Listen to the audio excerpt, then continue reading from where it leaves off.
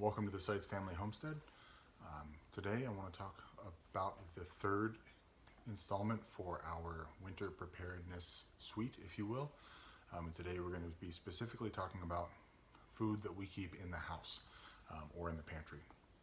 Starting off with our animals, we have dogs inside, we have an outside cat, and inside cats. It's kind of a zoo. So in the house, the dogs do go through some dry food. We only give our dogs dry food as something to provide crunch so their teeth stay a little cleaner, and any kind of trace nutrients that their homemade food may be lacking in, that takes care of it. So that being said, dry dog food will go rancid. It's about a year to 18 months depending on the brand that I've found. So I only stock up on 5 or 6 bags of that at a time, because that's how long it'll last. We have 2 dogs that are between 60 and 70 pounds, and they get about 1.5 to 2 cups a day. I'm sorry, did I say 6 to 7 bags? 3 to 4 bags. I don't know where I was getting that, sorry. And most of their food is made from turkey, venison innards, fish, salmon, tuna, vegetables, and rice. So the same kind of food we eat, we stock for our dogs. It doesn't take very long to make. It's very nutritious for them. It's very affordable for me. They're spoiled. It's fine. They take care of us. Our outside cat, we have to be careful that it has access to water at all times. We are in a place or a climate that will freeze, and so that's something we have to check along with all the other animals. We have a little fountain on the back patio that looks like it's going to stay thawed this year. It's our first winter with it, but it's hopeful so far that it has access to and it can drink from whenever it wants.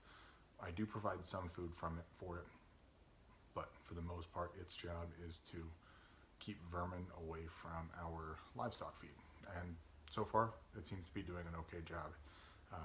In the garage up here, it doesn't have access to, so we still have mice.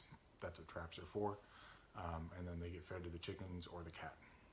The inside cats, my wife does most of that, but we stock up on enough food and litter for about 6 months. You can see it's kind of a recurring theme. 6 months is kind of our minimum benchmark. 1 year or 2 years is better, but with pet food, it does have enough fat that it will go rancid fairly quickly. For us, we keep a pretty deep pantry, and this is the time of year that we tend to create an inventory of what we've used, what we like, what we don't like, what we can rotate out of. Go through the things that we're able to put up from the garden canning this past season, stuff that's store-bought. If prices really go out of whack, I try to see if I can find some kind of substitute. And then we go through our freezers and our canned meats and figure out, are we good for the winter? Do we need more? What do we need to do? And do we have the freezer space? One of the downsides to producing as much of your meat as you can is that it is kind of a feast or famine in the freezer. Our freezers will be almost empty when we're ready for a big harvest, and then overflowing after that, and we're trying to figure out where to put everything. One thing that helps us with that scenario is meal prepping.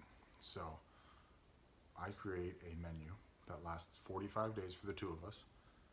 It has all of our dinners on it, and it does a lot of things for us. One of the biggest is convenience. It is very nice to be able to come home after both of us working outside of the home and know what we're going to have for dinner, have it already laid out, ready to go, because it isn't as easy for us we're not getting delivery pizza, and it's a half-hour drive for a restaurant.